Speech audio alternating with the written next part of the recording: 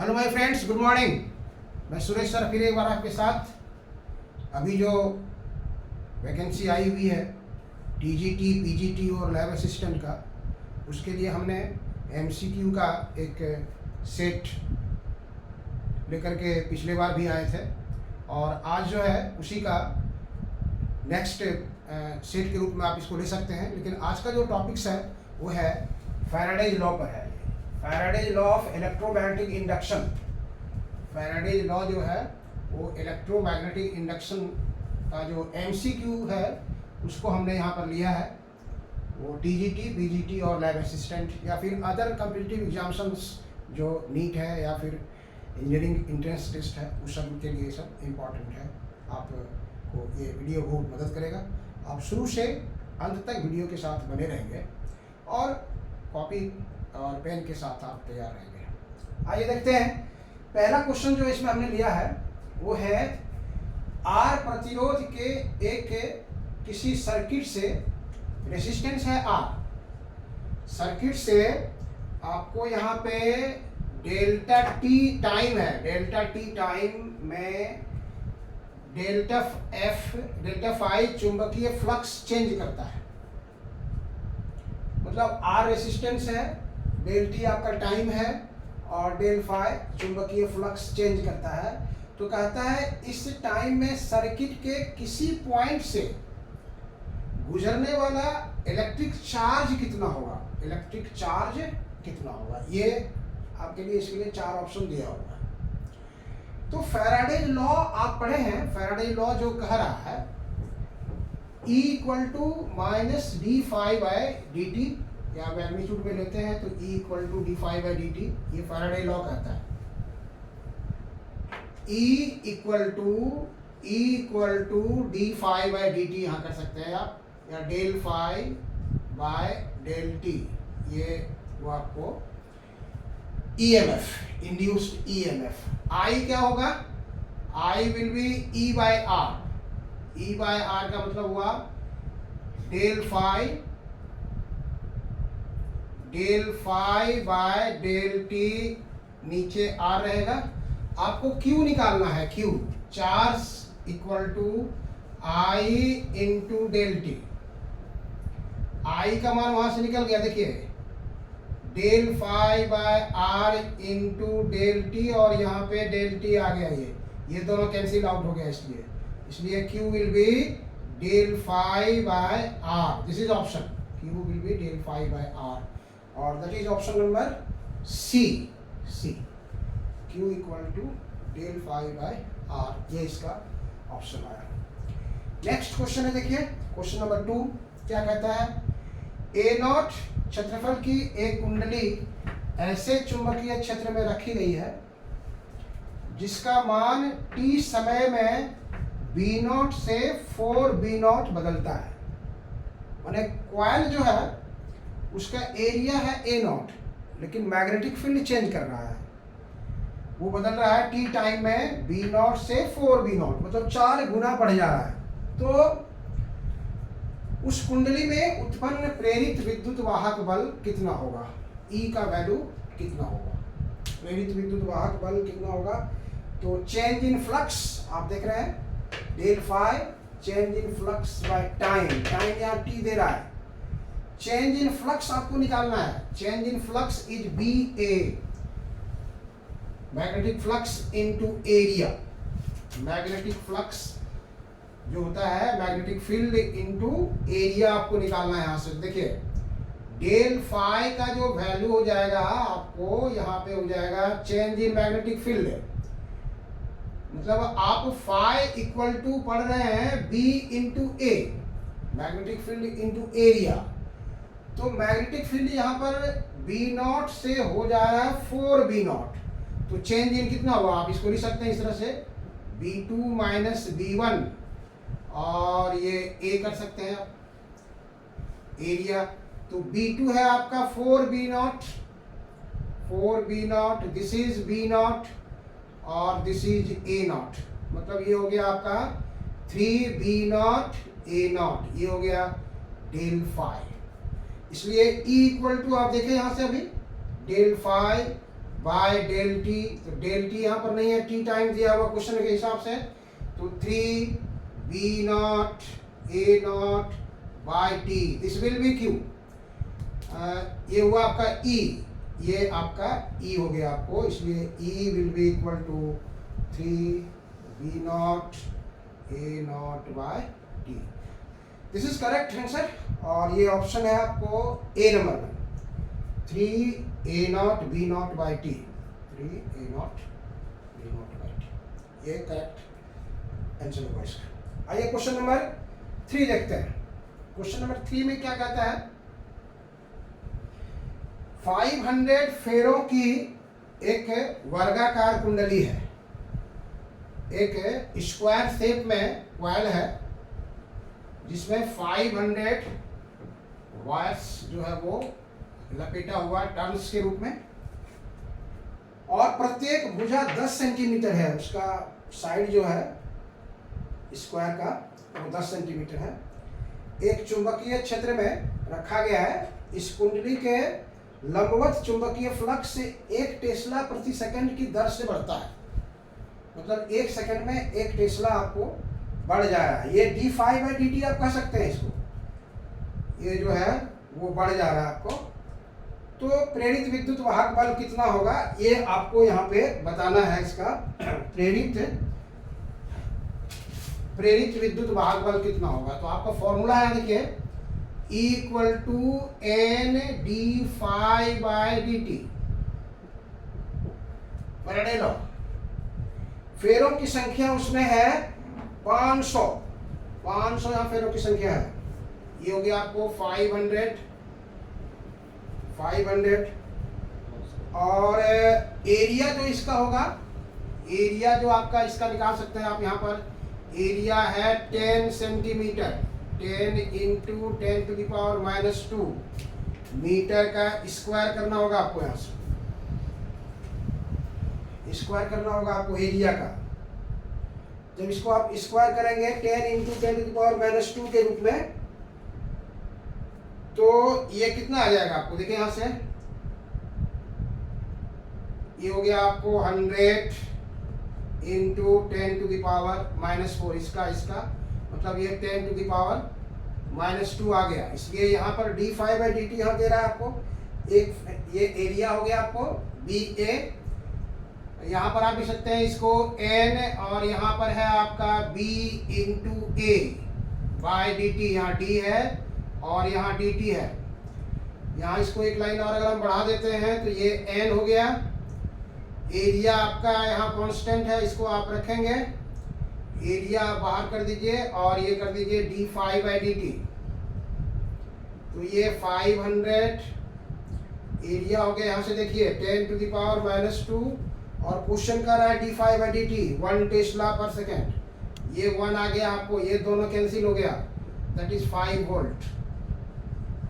Volt इसका option आएगा, इसका आंसर। इसलिए ऑप्शन इज 0.1, 0.5, 1 और ये D, option is D correct, 5 volt.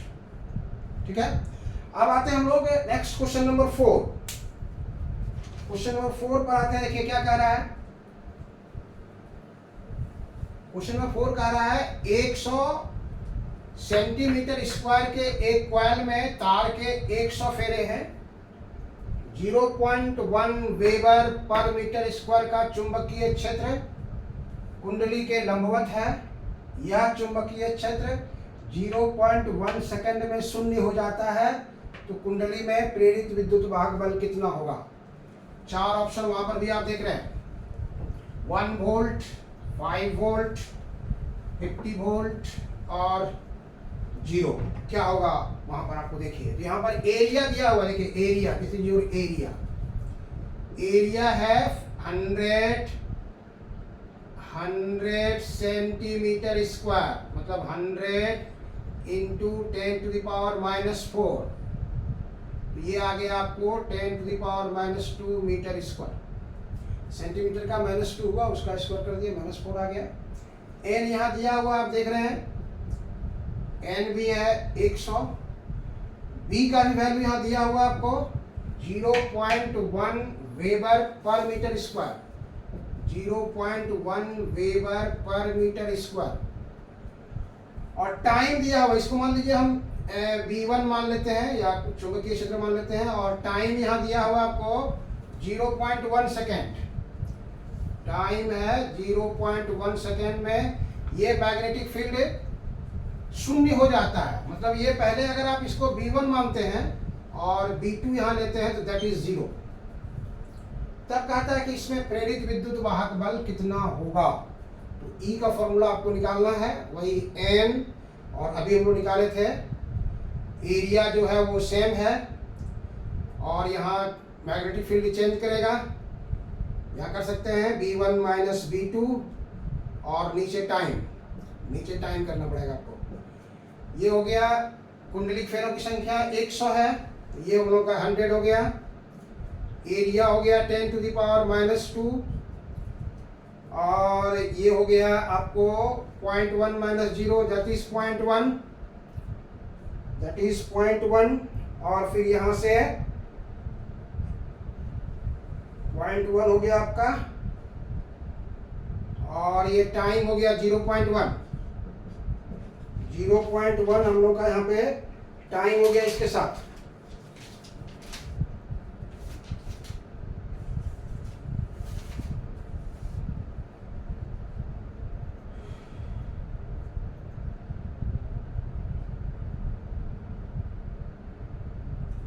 Question में जो है थोड़ा सा हम सुधार करते हैं। यहाँ पे ये 500 फेरे हैं, इसलिए इसको हम 500 लिखते हैं। 500, तो ये 500 लिखेंगे, सॉरी ये 500 हो गया, और ये हम लोग का यहाँ पे 500 रहेगा। ये बाकी सेम चीज़ है, तो ये पूरा कैंसिल हो जाएगा और ये पूरा कैंसिल हो जाएगा, इसलिए 5 वोल्ट इसका आंसर आएगा। That is option number C, option number B जो यहाँ पर दिख रहा है, ये 5 वोल्ट इसका आंसर है। आगे बढ़ते देखिए क्वेश्चन नंबर 5 देखिए। वहां कह रहा है किसी कुंडली से संबद्ध चुंबकीय फ्लक्स,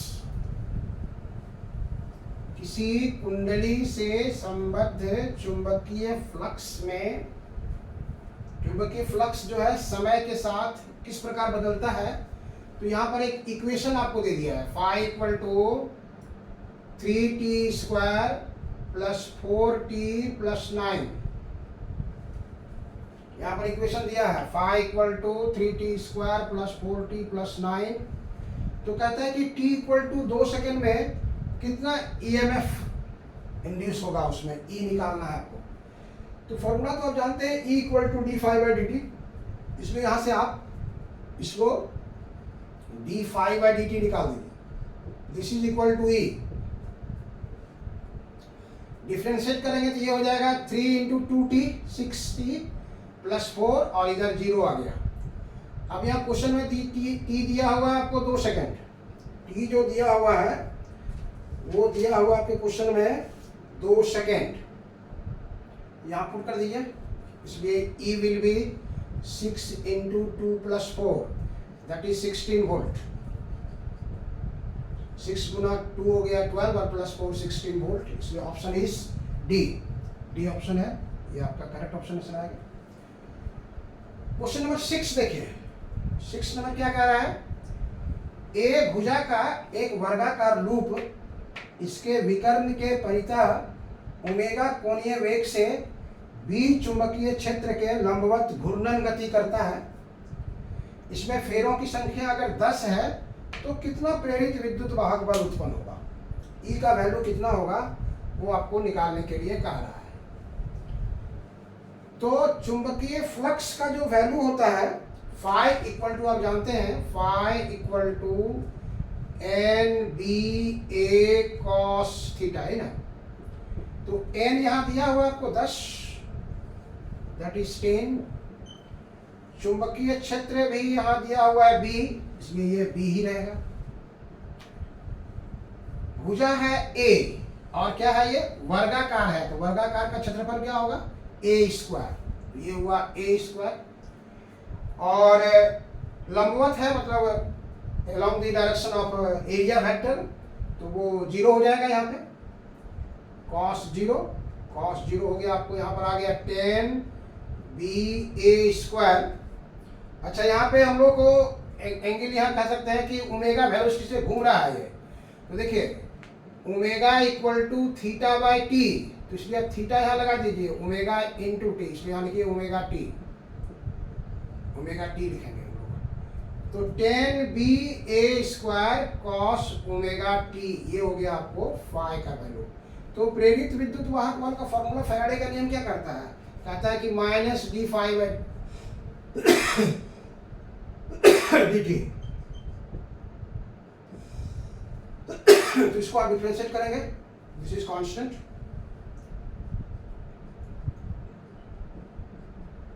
इसका डिफरेंशिएशन करेंगे, minus sine minus minus plus हो गया 10ba² sine omega t, this is EMF। कहाँ पर है ऑप्शन देखिए, 10ba², ओमेगा से भी उल्टी लगा लिया इंटू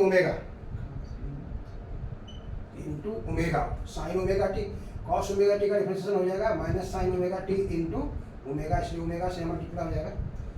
तो 10ba² omega sine omega T, ये इसका ऑप्शन आएगा। क्वेश्चन नंबर 7 है, सीधी चालक के लिए सेल्फ इंडक्टेंस L का मान इसमें क्या होगा। सीधी चालक के लिए सेल्फ इंडक्टेंस L का मान क्या होगा। तो L जो होता है वो डायरेक्टली प्रोपोर्शनल टू फेरों की संख्या, L is directly proportional to फेरों की संख्या। तो स्ट्रेट वायर है, स्ट्रेट वायर में, ये स्ट्रेट वायर में क्या होगा, स्ट्रेट वायर के लिए फेरों की संख्या 0 होगा। अगर ये 0 हो गया तो L का भी वैल्यू क्या होगा, 0 होगा, इसलिए इसका ऑप्शन आएगा A, शून्य। इसका ऑप्शन आएगा A, शून्य आएगा इसका ऑप्शन। चलिए दोस्त आगे बढ़ते हैं। अगला क्वेश्चन नंबर है 8।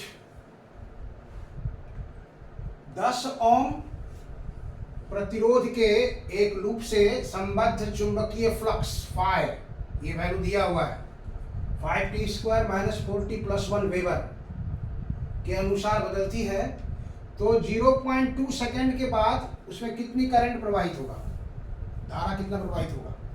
I = E/R, तो पहले आपको E/R मतलब E निकालना होगा। तो E कहाँ से निकालेंगे आप, फाई दिया हुआ है, तो E = d∅/dt, E = d∅/dt यहाँ से निकालिए आप। फाई आपको बताया अभी कितना दिया हुआ था आपको, E फाई का जो वैल्यू था वो था 5t² - 4t + 1। तो यहाँ से आप ये फाई दिया हुआ है, दिस इज योर फाई, तो E निकालेंगे आप d∅/dt, ये 5 × 10t -4, ये हो गया। अब यहाँ टाइम दिया हुआ है 0.2 सेकेंड, तो 0.2 सेकेंड के बाद इसमें करंट कितना प्रवाहित होगा।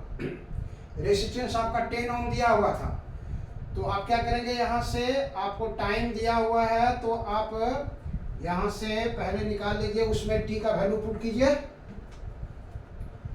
ये 10 हो गया और t है 0.2 सेकेंड -4, तो ये आ गया 2 और -4 दैट इज -2।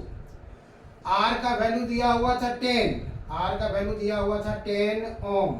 आपको निकालना है I = वहाँ पढ़े थे हम लोग E/R, तो वहाँ से ये माइनस हो गया, माइनस d∅/dt, हम माइनस ले सकते हैं, आप माइनस ले सकते हैं, तो ये माइनस माइनस इसका मतलब मॉड आ गया, आपको 2 आ गया यहाँ से, तो this is E/R।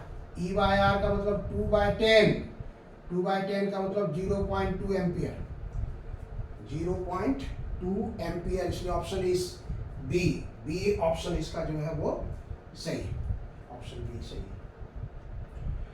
Question number 9 में ये देखिए 10 मीटर लंबा तार ईस्ट वेस्ट डायरेक्शन, पूरब पश्चिम दिशा में स्थित है। यह तार 0.3 into 10⁻⁻⁴ weber per metre square के चुंबकीय क्षेत्र के लंबवत 5 मीटर प्रति सेकंड के वेग से गिरती है, तो इसके छोरों के परितः कितना विद्युत वाहक बल प्रेरित होगा, कितना उत्पन्न होगा। तो आपको पढ़ाए थे मोशनल ईएमएफ। मोशनल ईएमएफ जब कोई गतिशील चालक है तो उसके किनारे पर जो मोशनल ईएमएफ उत्पन्न होता है उसका फॉर्मूला था E = BLV। BLV B यहाँ दिया हुआ आपको देखिए 0.3 इंटू 10⁻⁻⁴, 0.3 इंटू 10⁻⁻⁴, L दिया हुआ है 10 मीटर, दिस इज 10, और V दिया हुआ है 5 मीटर पर सेकेंड, 5 मीटर पर सेकेंड। सबका वैल्यू पुट कर दीजिए आप, you will solve it. Solve करने के बाद आपको जो आंसर आएगा कितना आएगा देखिए 10 × 5 = 50 हो गया, यहाँ से ये और ये कैंसिल हो गया, 5 × 3 = 15, 15। आप इसको मल्टीप्लाई कीजिए ना, 0.3 10⁻, ये हो गया -3 इंटू 5, तो 5 इंटू 3 1.5 इंटू 10⁻⁻3, इसलिए 1.5। यहाँ से आपको ये निकाल रहे हैं विद्युत वाहक बल, तो 1.5 मिली वोल्ट। ये 10⁻⁻3 ये वोल्ट आ गया, ये हो गया मिली वोल्ट। दिस इज -3 है, उसको आप मिली में कन्वर्ट कर सकते हैं। तो देखिए क्या है 0.15 volt, 1.5 millivolt, 1.5 volt, 15 volt, इसलिए option number is B, 1.5 millivolt. आइए क्वेश्चन नंबर 10 देखिए। क्वेश्चन नंबर 10 जो है, एल लंबाई का एक चालक भी वेग से समरूप चुंबकीय क्षेत्र के लंबवत गिर रहा है, जिसके किनारे के परितः विद्युत वाहक बल कितना होगा। यही फॉर्मूला, यही दिस इज फॉर्मूला है। ये क्वेश्चन नंबर 10 का जो आंसर है वो यही है। इसी पर हम लोग प्रॉब्लम्स बनाए थे, इसलिए इसका आंसर हो जाएगा बी नंबर, यहाँ पर बी नंबर यहाँ पर भी हो जाएगा BLV। क्वेश्चन नंबर 11 में आइए देखिए क्या कह रहा है। 5 मिली हेनरी की एक कुंडली से 2 एम्पियर की धारा बहती है, कुंडली में संचित ऊर्जा कितना जमा होगा। कुंडली में जो एनर्जी स्टोर करेगा उसका फॉर्मूला आपको याद है, बोलिए। U = ½ Li²। ये सब फॉर्मूला याद रखना पड़ेगा, तभी प्रॉब्लम से बनेगा। MCQ से रिलेटेड जितना फॉर्मूला है वो आपके पास होना चाहिए। U = ½ Li², ये है हाफ, L दिया हुआ है 5 मिली हेनरी है, देखिए आपको 5 मिली हेनरी है, तो 5 मिली का मतलब 10⁻⁻3, -3, और I कैसे बदल रहा है आपका, 2 एम्पियर है ये, तो 2 का स्क्वायर कर दिए, यहाँ से कितना हो गया 4, ये यहाँ से कैंसिल हो गया 2, ये 5 इंटू 2 10, 10 इंटू 10⁻⁻2, कितना आ गया आपका ये 10⁻⁻1, -1 का मतलब कितना हुआ 0.1 जूल, 0.1 जूल इसका ऑप्शन आ गया आपको, that is option number 0.1 joule कहाँ पर है, option number B, option number B 0.1 joule. Okay, बढ़ते हैं आगे क्वेश्चन नंबर 12 देखिए। किसी कुंडली में जब धारा 1 मिली सेकेंड है, यानी कि 1 मिली सेकेंड में 3 एम्पियर से 2 एम्पियर चेंज करती है, तो सेल्फ इंडक्टेंस, जिसको हम लोग हिंदी में कहते थे स्वप्रेरकत्व, L के द्वारा 5 वोल्ट का EMF उत्पन्न होता है। सेल्फ इंडक्टेंस का मान कितना होगा, L का वैल्यू कितना होगा वो आपको बताना है। सेल्फ इंडक्टेंस का वैल्यू कितना होगा, क्या क्या दिया हुआ है।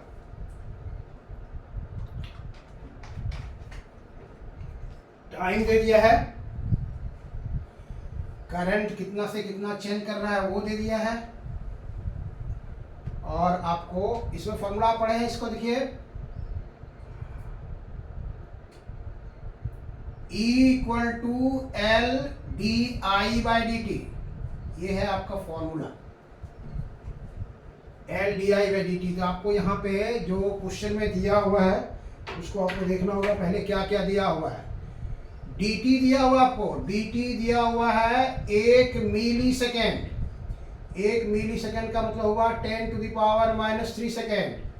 और डी आई दे दिया है,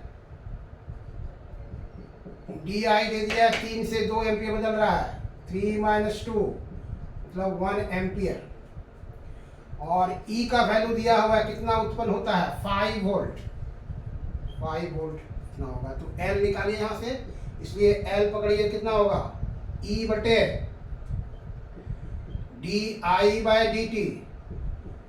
ई हो गया 5 और D I by D T मतलब 1/10⁻³ ये ऊपर चला जाएगा, 5 × 10⁻³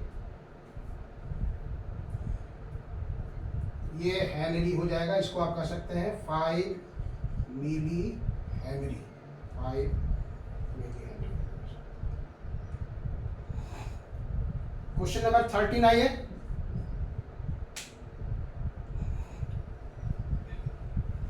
फाइव हेनरी सेल्फ इंडक्टेंस के चौक कॉइल से प्रवाहित धारा 2 एम्पियर प्रति सेकंड की दर से घट रही है। यहां पर आपको L का वैल्यू दे दिया है। क्वेश्चन नंबर 13 है, L दिया हुआ है 5 henry, D I by D T दे दिया है आपको, D I by D T दे दिया है 2 एम्पियर प्रति सेकेंड। तो E निकालना है, मतलब ये E निकालना है, ये फॉर्मूला रहेगा = DL DI by D T, = L DI by D T. तो ये 5 हो गया और ये 2 हो गया, D I by D T 2 हो गया। तो यहाँ से गुना कर दिया दोनों का, 5 × 10 10 वोल्ट आ गया। वेरी इजी सवाल। Option number A, option A is correct. Question number 14 देखिए, जब किसी कॉइल में धारा 2 एम्पियर से 4 एम्पियर तक 0.05 सेकंड में चेंज करती है तो 8 वोल्ट का औसत ईएमएफ उत्पन्न होता है। सेम क्वेश्चन है ये, यहाँ भी बनाए थे आप। इसके लिए क्वेश्चन 13 में एल का मान निकालना है, 12 में एल का मान निकालना था, वही मान यहाँ पर भी निकालना है आपको। खाली देखिए क्या क्या दिया हुआ है, जो दिया हुआ है वो आपके समझ में बात आ गई तो आप उसको आसानी से सॉल्व कर सकते हैं, उसमें कोई टेंशन नहीं। 2 एम्पियर से 4 एम्पियर की धारा बदल रही है यहाँ पर, मतलब डी आई हो गया आपको 4 - 2 एम्पियर। डी टी आपको यहाँ दे दिया है, टाइम दे दिया है 0.05 सेकेंड, और ई कितना उत्पन्न हो रहा है वो भी दे दिया है आपको 8 वोल्ट। ई वहाँ दिया हुआ है 8 वोल्ट, ये 8 वोल्ट है आपसे। तो निकालने के लिए कह रहा है एल, फॉर्मूला भी देखें आप, = L DI by D t. यहाँ पर अगर आप पुट कर देते हैं 8, इसका पता नहीं है, ये आपको पता हो गया 2/0.05। इसको इधर ले जाइए, यहाँ से इसको कैंसिल कर सकते हैं, इसलिए L बराबर 4 × 0.05, 0.05 यहाँ से दोनों को मल्टीप्लाई कर दीजिए, कितना हो जाएगा 500 के 20, 500 के 20 आएगा, 2 अंक के बाद दशमलव आएगा तो यहाँ आ जाएगा, इसलिए 0.2 हेनरी, 0.2 हेनरी। इसलिए option number is B, option number B है। क्वेश्चन नंबर 15 और 16 दोनों प्योरिटिकली थ्योरी सवाल है। Pure inductance L, pure inductance L में औसत शक्ति व्यय, एवरेज एनर्जी कितना कंजम्पशन करता है। याद रखिएगा, प्योर इंडक्टर हुआ और प्योर कैपेसिटर, मतलब प्योर इंडक्टेंस और प्योर कैपेसिटेंस में पावर कंजम्पशन 0 होता है, पावर खर्च उसका 0 होता है, इसलिए ऑप्शन इज डी। और L1 और L2 दो कॉइल है इसका सेल्फ इंडक्टेंस है, तो दोनों के बीच का जो म्यूचुअल इंडक्टेंस होगा वो उसके लिए जो फॉर्मूला आता है वो m equal to √L1 into L2, ये फॉर्मूला है, इसको आप याद करके रखेंगे। तो मेरा वीडियो आपको कैसा लगा? अगर अच्छा लगे तो इसको आप शेयर करना, सब्सक्राइब करना और लाइक करना कभी नहीं भूलिएगा। फिर हम आपके जो एग्जामिनेशन है उसके उसी तरह पर आधारित MCQ लेकर के हम दोबारा उपस्थित होंगे। चलिए, थैंक यू।